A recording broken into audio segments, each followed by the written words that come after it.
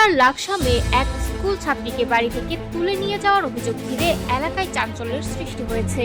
ঘটনার একটি ভিডিও ইতোমধ্যে সামাজিক যোগাযোগ মাধ্যমে ছড়িয়ে পড়েছে, যা নিয়ে শুরু হয়েছে ব্যাপক আলোচনা। ভাইরাল হওয়া 28 সেকেন্ডের ভিডিওতে দেখা যায় একটি ডুপ্লেক্স বাড়ির ছাদ থেকে এক স্কুল ছাত্রীকে কয়েকজন ব্যক্তি কাঁধে করে নিচে নামিয়ে নিয়ে যাচ্ছে। এ সময় বাড়ির আঙিনা ও আশপাশে উপস্থিত ছিলেন অনেক মানুষ। তবে ভিডিওটি ঠিক কোন পরিস্থিতিতে ধারণ করা হয়েছে তা এখনো নিশ্চিতভাবে জানা যায়নি। পুলিশ ও স্থানীয় সূত্রে জানা গেছে, ওই স্কুল ছাত্রীর সঙ্গে মাসুদ নামের এক তরুণীর প্রেমের সম্পর্ক ছিল।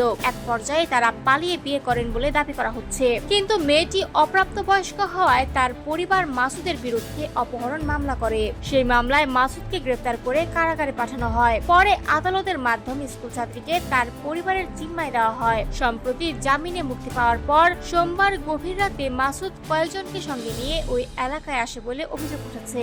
স্কুল ছাত্রীর পরিবারের দাবি, তাদের বাড়িতে হামলা চালিয়ে ভাঙচুর ও লুটপাট করা হয়। এরপর জোরপূর্বক মেয়েটিকে নিয়ে যাওয়া হয়। পরিবারের অভিযোগ অনুযায়ী হামলার সময় নগদ 17 লাখ টাকা এবং 32 ভরি স্বর্ণালংকারও লুট করা হয়েছে। তবে এসব অভিযোগের বিষয়ে এখনো স্বাধীনভাবে কোনো আনুষ্ঠানিক প্রমাণ প্রকাশ করা হয়নি। লাকসাম থানার ভারপ্রাপ্ত কর্মকর্তা কামরুন নাহার লাইলি জানিয়েছেন, স্কুল ছাত্রী ও মাসুদের মধ্যে আগে থেকেই প্রেমের সম্পর্ক ছিল এবং তারা পালিয়ে বিয়েও করেছিলেন। তবে মেয়েটি অপ্রাপ্ত বয়স্ক হওয়ায় আইনগত জটিলতা তৈরি হয়। তিনি আরো জানান, নতুন করে অভিযোগ পাওয়ার পর পুলিশ বিষয়টি গুরুত্বের সঙ্গে তদন্ত করছে এবং স্কুল ছাত্রীকে উদ্ধারের চেষ্টা অব্যাহত রয়েছে।